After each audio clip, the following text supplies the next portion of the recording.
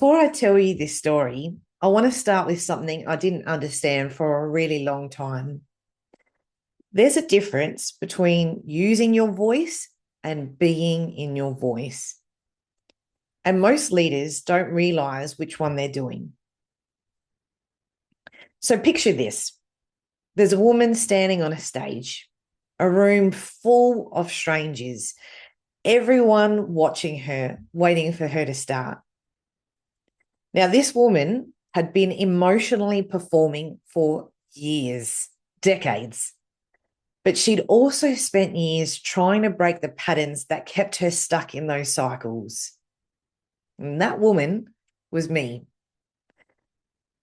And this moment, this first time, I challenged myself to stop performing. And bloody hell was that confronting. I felt sick.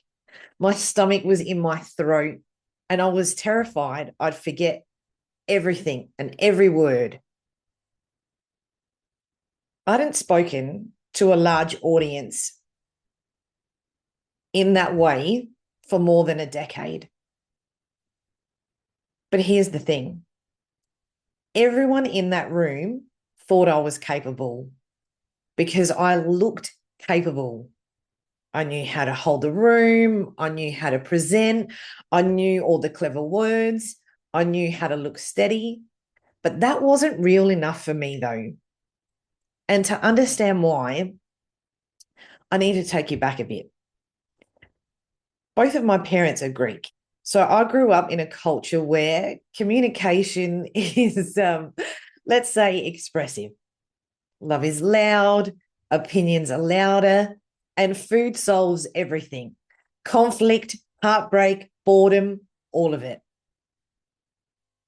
And on my dad's side, there's Greek Viking heritage, which is exactly as intense as it sounds. So you put all of that together and you get someone who is warm and loyal and deeply involved, but you also get someone who's extremely capable, strong, and determined to handle things. Which all sounds great, right? Until you realize it trains you to hold too much. And for a long time, I was someone who could perform. I could show up. I could be polished. I could say all the right things. I could be the reliable one. But capability has a shadow side, and it can quietly become a trap. Because when you're the capable one, people lean on you and you start carrying more than you should.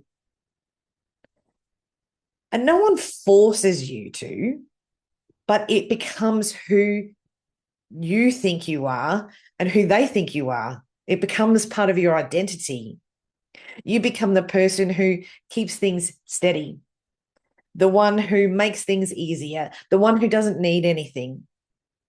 And I built a life where I was bloody good at that, too good. But something shifted recently. I'm turning 50 this year, and I don't know what it is about that number, but it makes you honest, really, really honest. And it makes you look at what you've been tolerating. It makes you look at what you've been carrying and what parts of yourself you've been editing to keep the peace. And I noticed something. Even when things were fine, I wasn't always fine. I was tired in a way that sleep just couldn't fix. My life, when it felt full, I felt strangely empty inside. And that's when it hit me. My exhaustion wasn't because there was too many tasks or I was overworking. I was exhausted from holding too much. And that's the pattern. That's what no one teaches you how to put down. So I started changing the way that I lead. My work sits in leadership and culture, and I support high-performing leaders who look steady on the outside, but they're stretched on the inside. And I realized something. The most important leadership skill is capacity. It's not motivation.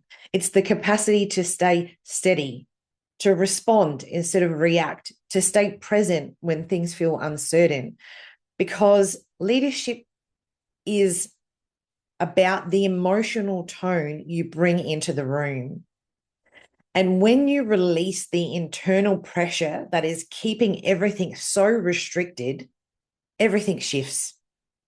You stop forcing, you stop performing, you stop trying to be a version of yourself that keeps everyone else comfortable. And you start telling the truth sooner. You start asking better questions. You become more willing to bring things onto the table. You set boundaries without drama, and you start asking for what you need without apologizing. And you stop managing other people's emotions like it's your job. And you can do it in a calm way. You can do it in a clear way without over-explaining. There is a real difference between using your voice to perform and using your voice to lead. They feel different in the body. That woman I described at the beginning of this podcast, the one speaking for the first time, she was nervous because her nervous system only knew how to feel safe through performing.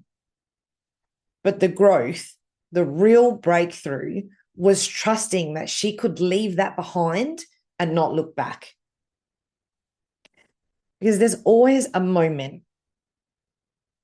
It's usually a terribly inconvenient moment. It's usually when you don't want it to happen. When you realize you're carrying something you were never meant to hold. And that moment is the doorway. So let me ask you, where are you still performing? Where might there be an opportunity for a breakthrough? And what becomes possible when you finally put it down? Until next time, see you soon.